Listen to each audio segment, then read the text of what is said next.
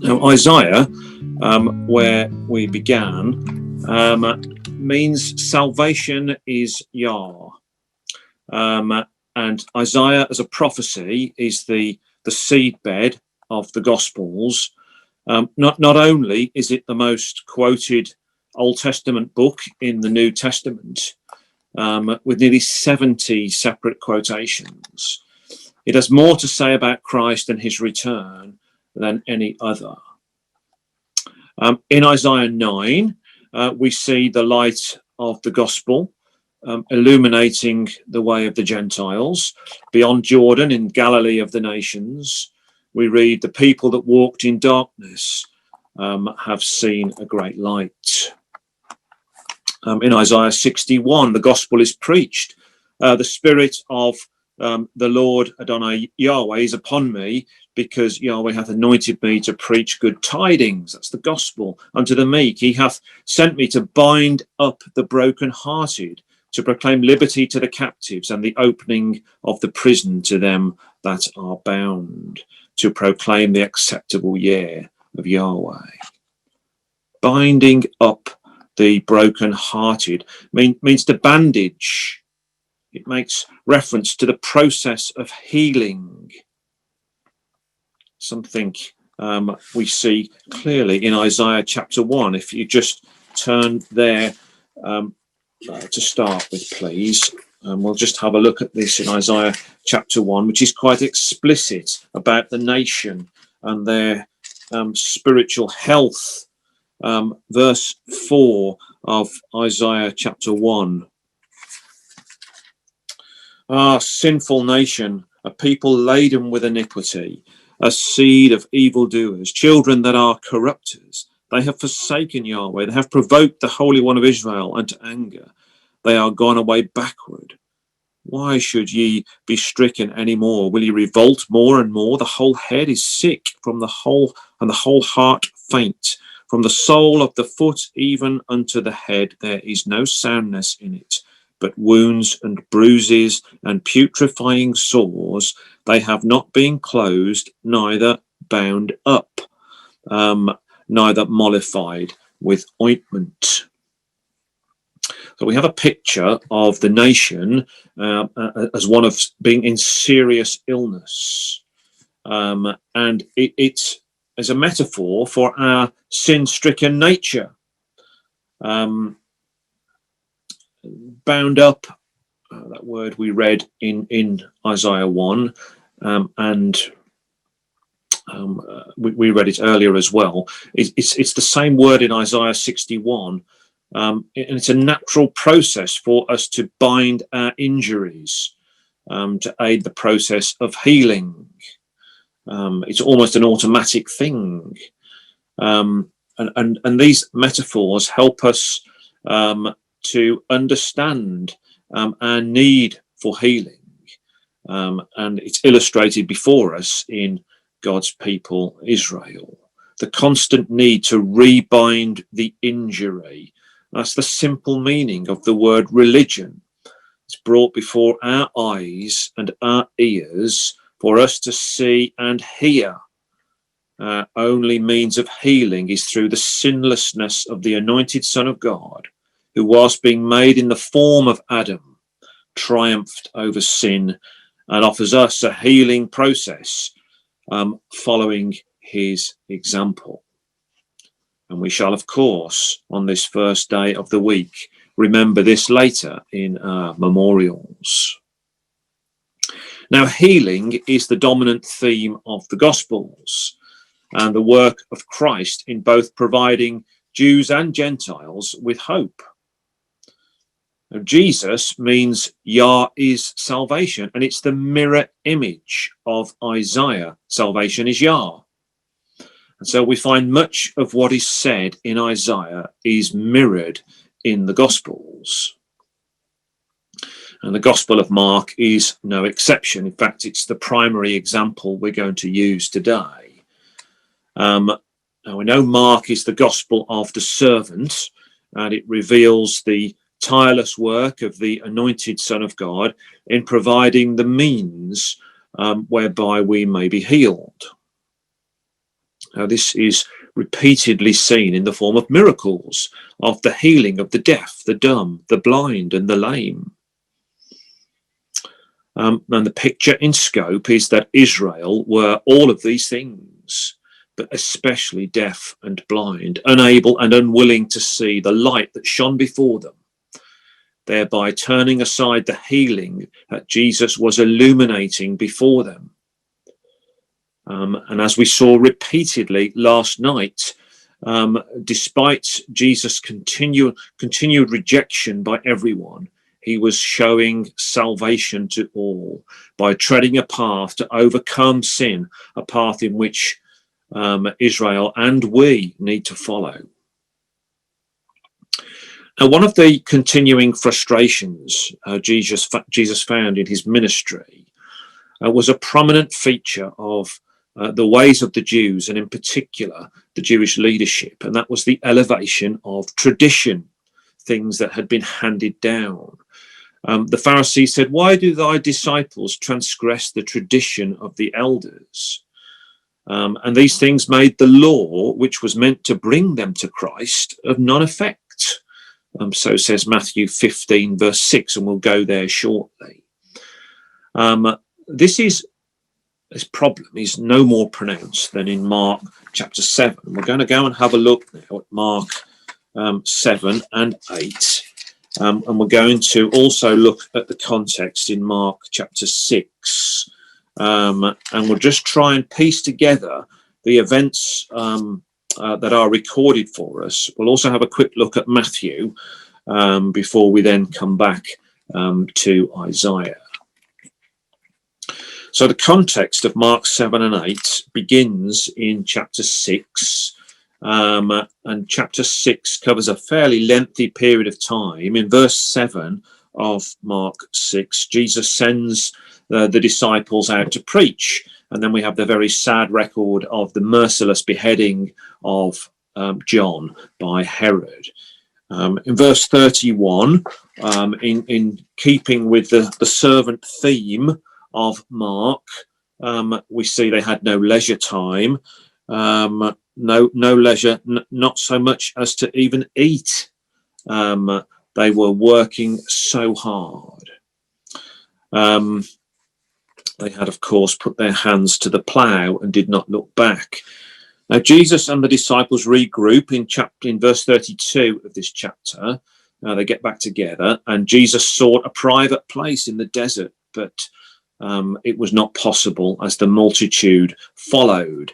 And Jesus then said they were as sheep without a shepherd, quoting the words of Zechariah 11. Jesus then proceeds to feed the 5,000 with 5 loaves and 2 fish, taking up the 12 baskets of fragments afterwards. And we will suggest here then that this feeding was primarily to the Jews, showing the Jews the way.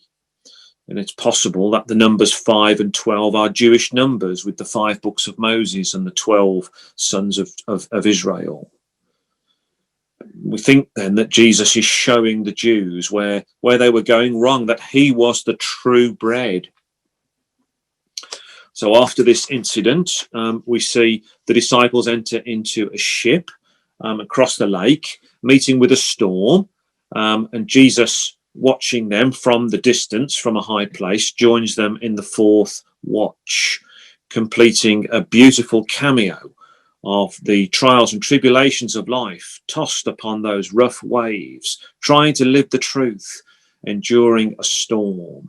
And that storm will only be calmed when Christ returns, which will come in the 4th watch of the age, i.e. at the end of a period of dark Gentile night, when the sun rises and the dawn appears. So a beautiful picture is presented, which we as the readers can see and perceive. So Jesus then in Mark 7 continues to engage with the leaders of the nation. And is any wonder he groaned and he sighed. Look at these words in verse 1 of Mark 7. Then came together unto him the Pharisees and certain of the scribes, which came from Jerusalem. And when they saw some of his disciples eat bread with defiled, that is to say, unwashen hands, they found fault. For the Pharisees and all the Jews, except they wash their hands oft, eat not, holding the tradition of the elders. When they come from the market, except they wash, they eat not, and many other things there be which they have received to hold. These are those traditions, as the washing of cups and pots, brazen vessels, and of tables. Then the Pharisees and the scribes asked that question, why walk not thy disciples according to the tradition of the elders, but eat bread with unwashen hands?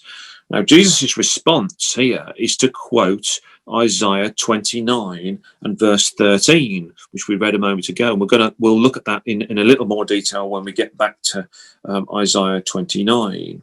But he says in verse 6, he answered and said unto them, well hath Isaiah prophesied of you hypocrites, as it is written, this people honoureth me with their lips, but their heart is far from me. Howbeit in vain do they worship me, teaching for doctrines the commandments of men. Now that word for teaching in Isaiah 29, it reads as the word taught in Isaiah, and it actually means to goad.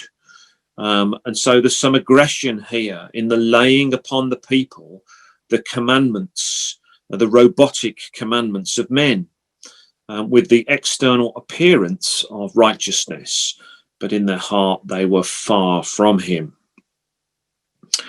Now, Jesus' reference to this section of Isaiah in chapter 29 of Isaiah is no coincidence, and it, as we shall see, it provides the crucial backdrop for understanding Mark 7 and Mark 8, because from this we have many clues as to how Jesus is dealing with the Pharisees and why he does what he does. Perhaps this is a clue to where his mind is when he is engaging with the scribes and the Pharisees here in Mark 7.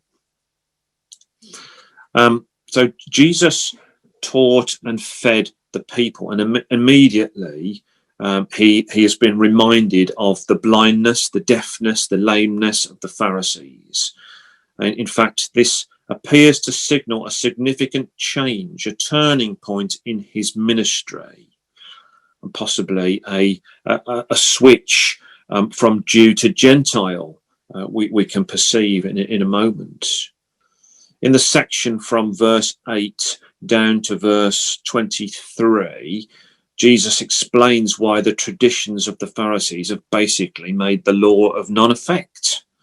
They've twisted their understanding to suit themselves, providing the basis by which they might ignore the critical principles revealed therein.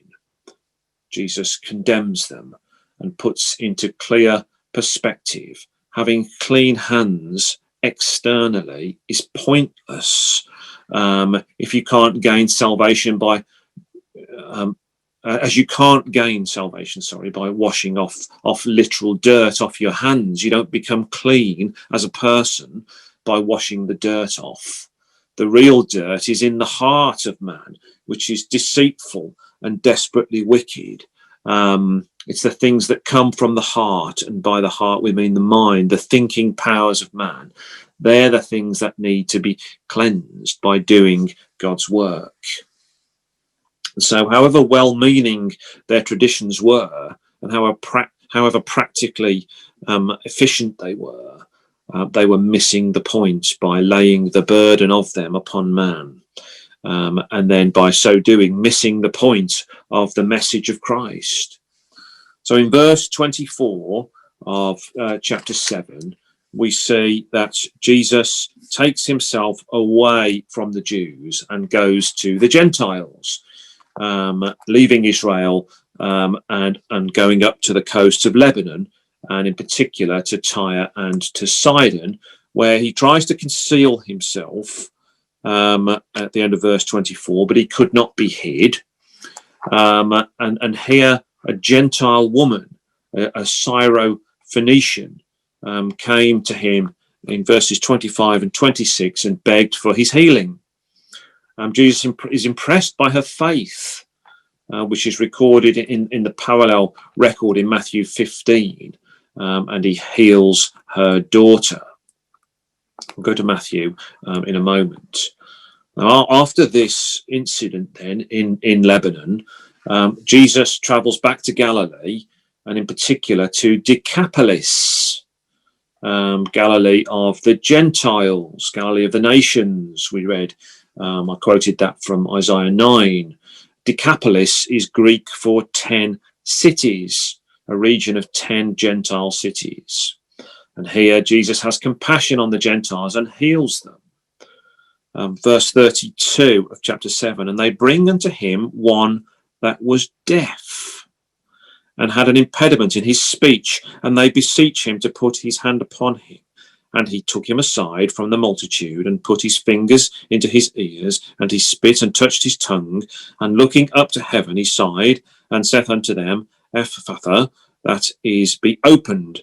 And straightway his ears were opened, and the string of his tongue was loosed, and he spake plain. And he charged them that they should tell no man.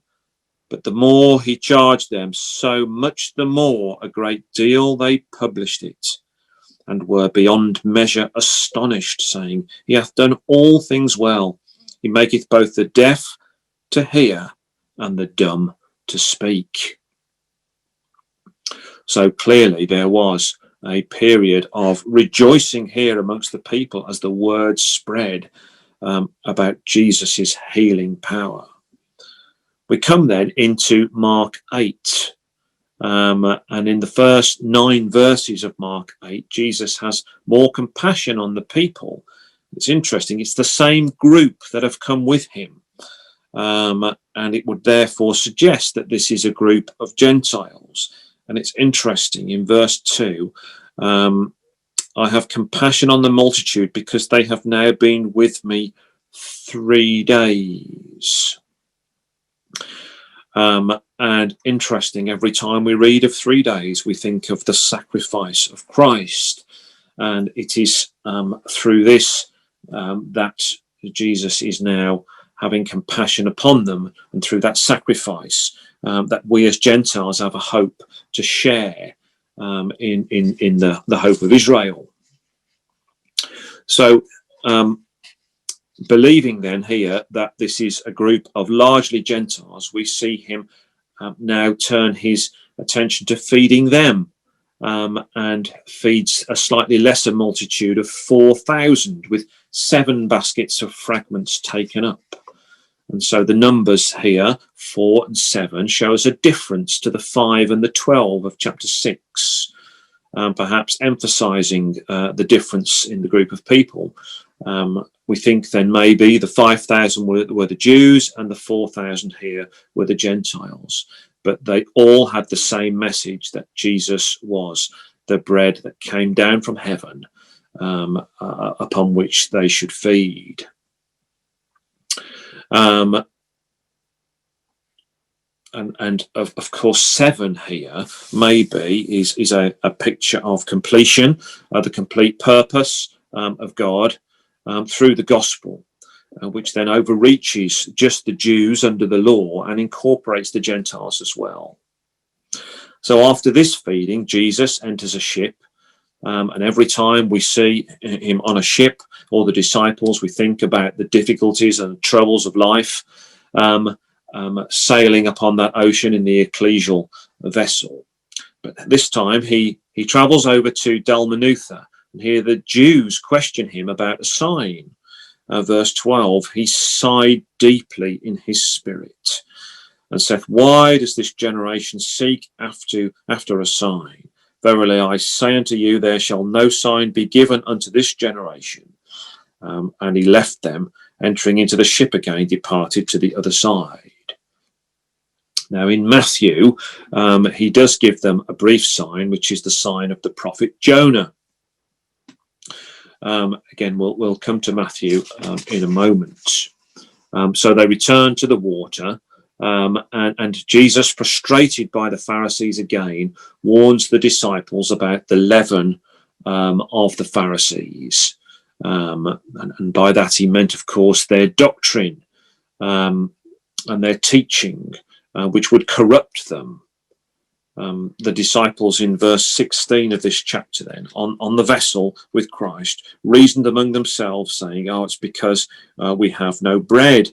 which is why he said, beware of the leaven of the Pharisees. And when Jesus knew it, he said to them, why reason ye because ye have no bread? Perceive ye not yet, neither understand? Have ye your heart yet hardened? Having ears, see ye not? Having ears, hear ye not?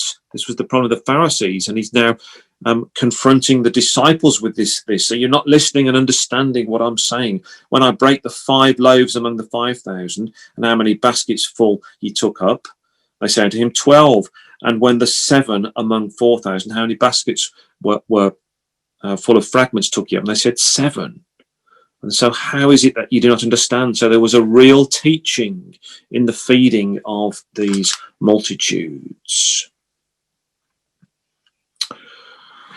So let's just enhance our understanding of this little passage in the life of Christ, going to Matthew chapter 16, which is the parallel record.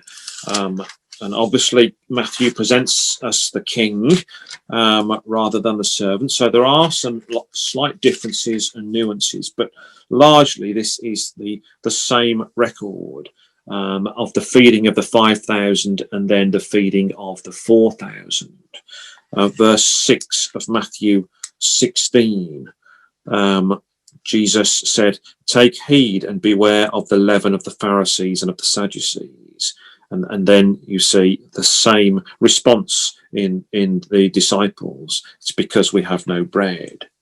So he goes through the same pattern that we've just read in Mark, in down to verse 12. And then the final section of this dialogue happens when they arrive at the coast of Caesarea Philippi. Jesus asked them whom the people say that he is and whom they believe he is, which leads Peter on to the confession that Jesus is the Christ. In verse 16, thou art the anointed, the Son of the living God. And Jesus goes on to say on Peter's confession, he goes on to say that this declaration of Christ being the anointed is the foundation stone upon which the ecclesia would be built. In verses 16 to 18, upon this rock, upon this foundation stone, the ecclesia would be built. So after this, then Jesus talks to the disciples of his suffering to come, for that's the essential next part of him becoming the chief cornerstone. And Peter tries to resist him, and he's then suitably corrected. And we see that this confession of Peter is recorded in Mark 8, but the foundation stone and the preeminence of Christ in the ecclesial building is not recorded in Mark. This is one of those subtle differences where the preeminence of Christ is reserved for the kingly record of Matthew. Now, one more healing step for the servant. If we go back to Mark chapter 8, we have this extraordinary miracle of healing the blind man, perhaps the most extraordinary miracle that Jesus performed. So just want to say that from Matthew, we've picked up this foundation stone, which we're going to refer to when we get to Isaiah, because it completes the record of this section, trying to understand what was happening in the life of Jesus. So we come then to verse 22 of Mark chapter 8. He cometh to Bethsaida, and they bring a blind man unto him, and besought him to touch him. And he took the blind man by the hand, and led him out of the town. And when he had spit on his eyes, and put his hands upon him, he asked him if he saw aught. And he looked up and said, I see men as trees walking. After that, he put his hands again upon his eyes, and made him look up, and he was restored, and saw every man clearly. Now, helping the blind is not something Jesus has had any problem with up to now. Why was Jesus unable to cure the blindness of this man in one step? or was this by design? Why did this miracle happen in two stages? The man was first cured in part, and he saw men as trees walking, a kind of opaque vision. He could see something, but not clearly. And then that was followed up by absolute clarity. Should the law have given them an outline and the presence of Christ given them absolute clarity? Well, in order to understand this record and see what is influencing Christ here in Mark 7 and 8, we need to go back to the chapter we had read in Isaiah 29, a section which deals with the woe judgments upon Israel and Judah and their failure to see that the law was leading them to Christ. And also we see the hypocrisy of their tradition, which led to their punishment and overthrow, which resulted in the opening of the door to the Gentiles. Galilee of the nations. Matthew records in chapter 4, verse 15, the people which sat in darkness have seen a great light. So let's go to Isaiah, and we'll start in chapter 28. Now, this section of the prophecy of Isaiah spans from chapter 13 to chapter 39 and revolves around the apocalyptic vision of chapters 24 to 27, and that's of Israel scattered and regathered from destruction to their crowning at the head of the nations. And we remind ourselves whenever we read of the punishments and judgments upon Israel, there is always reference to their hope of regathering and restoration. Just quickly turn back to Isaiah 25 and verse 6. And this is the pinnacle of this section of chapters. And in this mountain shall Yahweh of armies make unto all people a feast of fat things, a feast of wines on the lees, of fat things full of marrow, of wines on the lees well refined. And he will destroy in this mountain the face of the covering cast over all people, and the veil that is spread over all nations.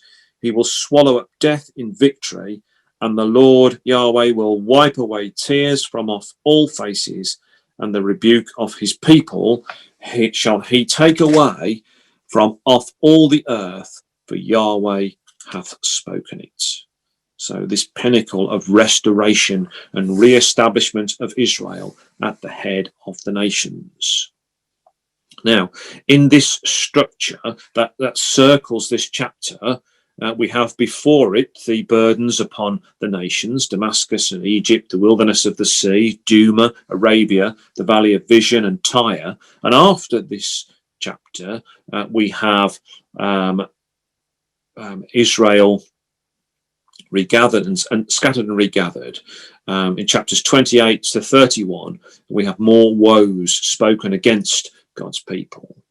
And if we look at the beginning of chapter 28, we see the leaders of Israel who had the responsibility of guiding the people depicted as hopelessly inebriated, drunken by the wine of their own doctrine.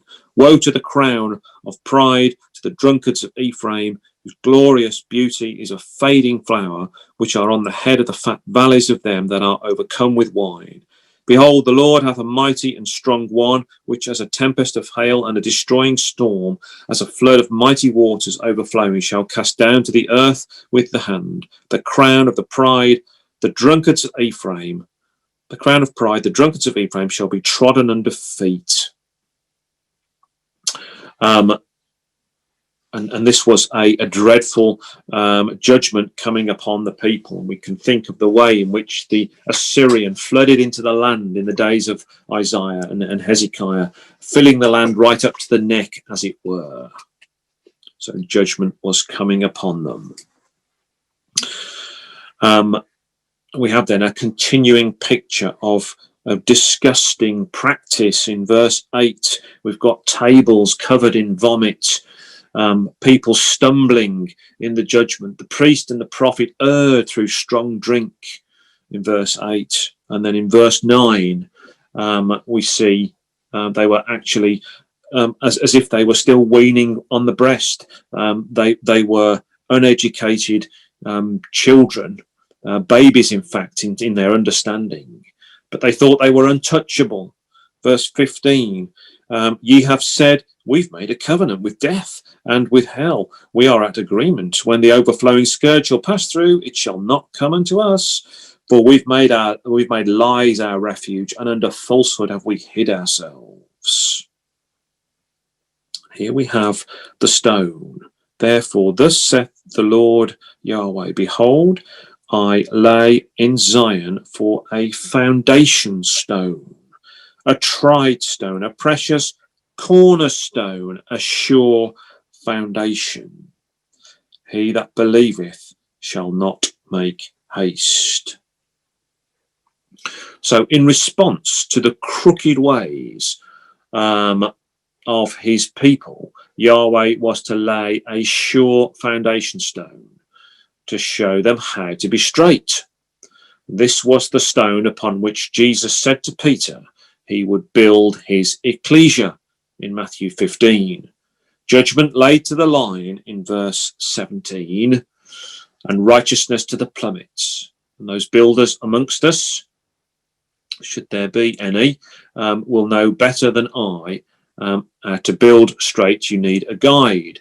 And the stone, this chief cornerstone, sets the line of the building. And that was the start of the process. But the Jews didn't like it, of course. They protected their own perverse activity and their traditions, which blinded them, and their crooked ways. And this became their stone of stumbling and the rock of offence. And they would get caught, because in verse 20, the bed is shorter than that a man can stretch himself on it, and the covering narrower than that he can wrap himself in it. Their way of life missed the mark. Their bed, as it were, was too short, didn't fit them. It wasn't fit for purpose. And when they needed the protection of the covers, they wouldn't even go round them. They were exposed. So in verse 24, we see the parable of the ploughman, alluding again to Yahweh rising up in judgment. Like a skilled ploughman, he knows exactly how much ground to break up, and he knows when to sow and how to treat the seed. Jesus, of course, is the bread corn that was bruised in verse 28. Jesus is the bread of life. He fed the 5,000. He fed the 4,000. He is the bruised corn. And this is laying the foundation for what happens next in Mark 7 and 8. This is where the mind of Jesus is at this time. 29 then, chapter 29 and verse 1. Woe to Ariel, the city where David dwelt. Add ye year to year, let them kill sacrifices. Yet I will distress Ariel, and there shall be heaviness and sorrow, and it shall be unto me as Ariel. And I will camp against thee round about, and will lay siege against thee with a mount, and I will raise forts against thee. Terrible period of judgment that was coming upon them.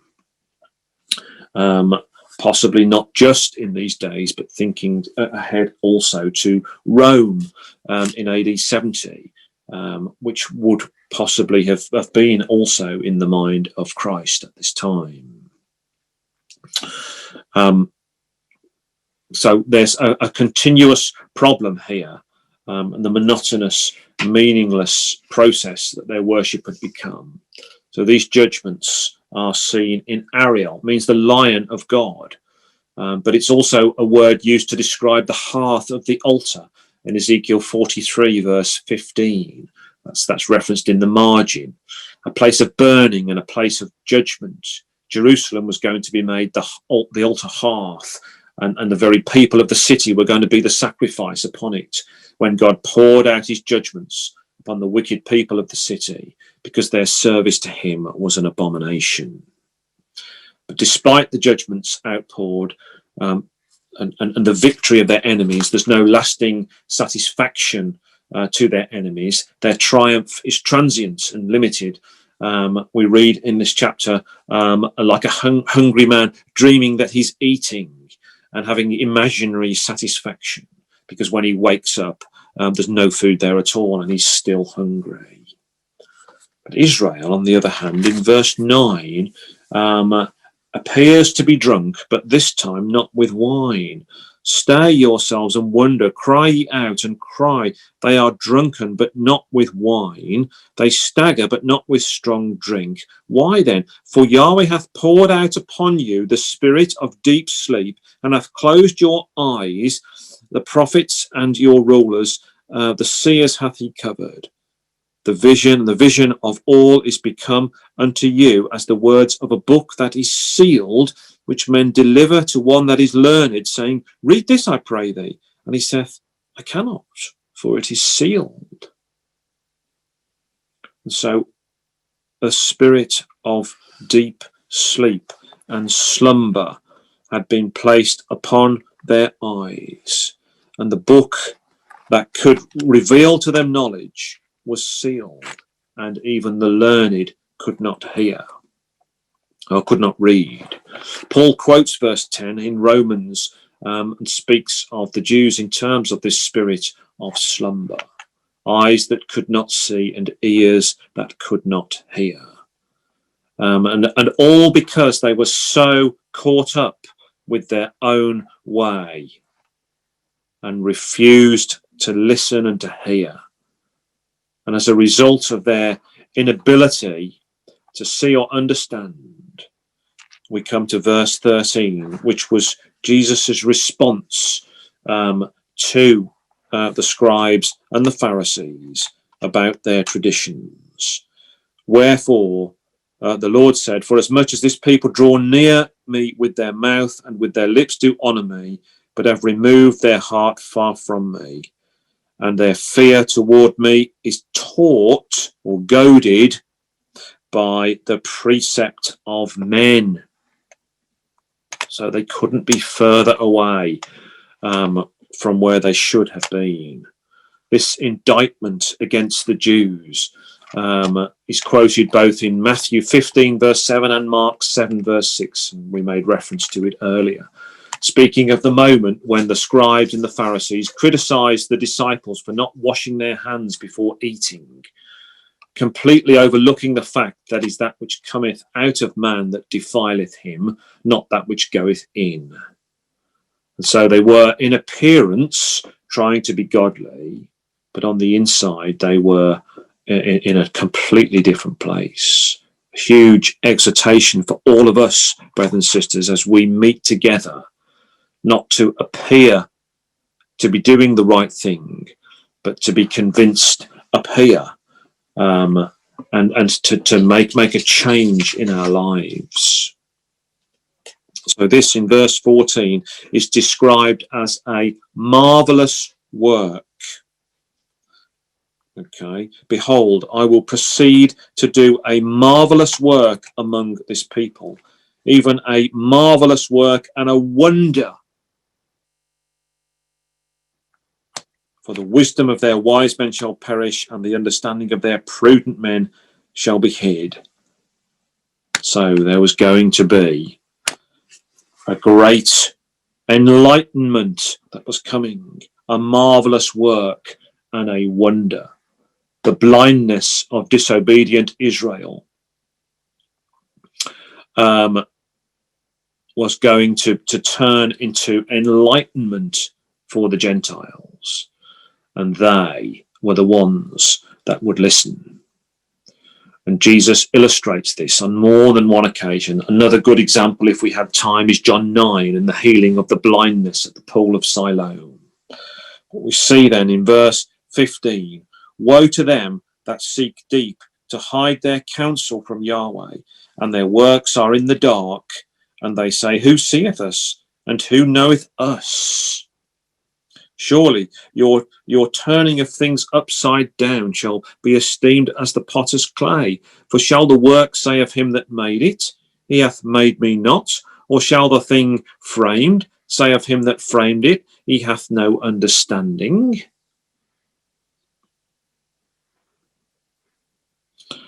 A piece of clay can't tell the potter, you don't know what you're doing.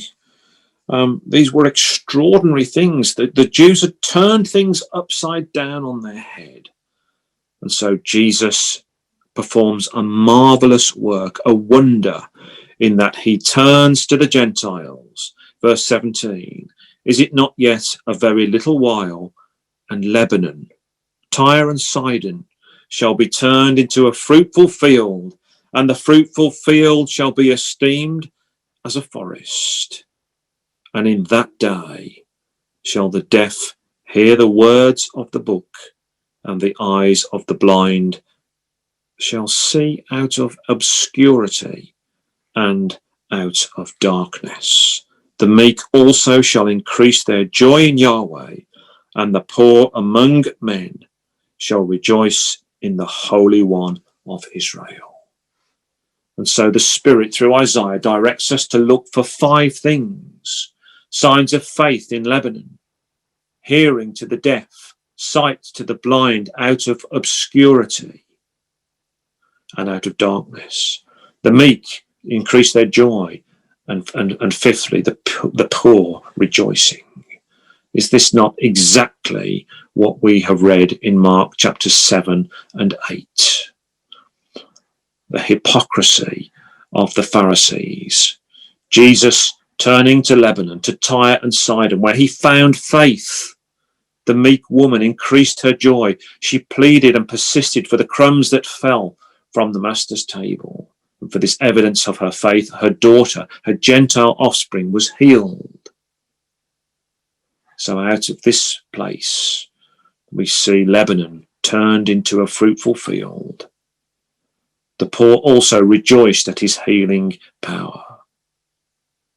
This is truly wonderful. In fact, so wonderful, it's beyond words, for the anointed Son of God was enacting Isaiah 29 right in front of their eyes.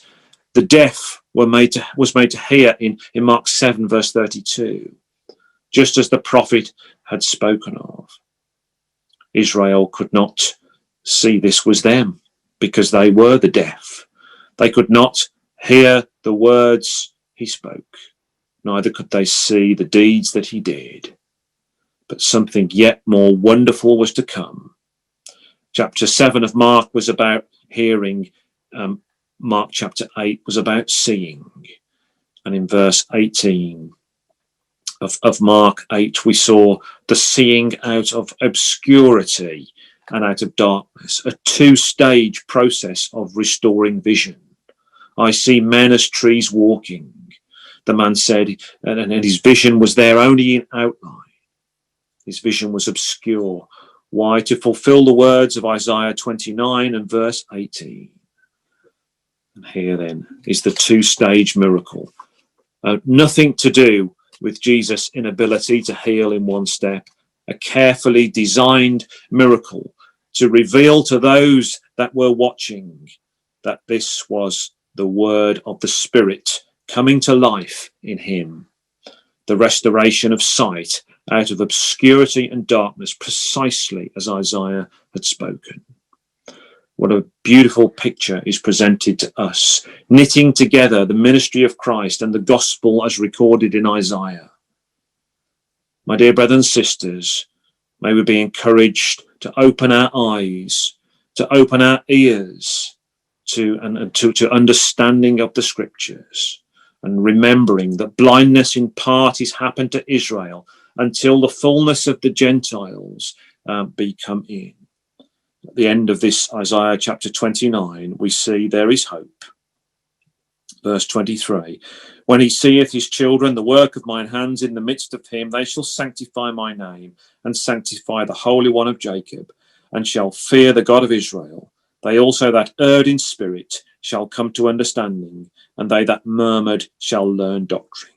So the Jews will be there, and the promises to Abraham will be fulfilled, notwithstanding the problems they endured, and the difficulties they experienced, and their stubbornness. It has all brought about hope for the Gentiles, a marvelous work, a wonder, as we have seen. My dear brothers and sisters, this is the day of our opportunity to open our eyes and to hear with our ears. Thank you.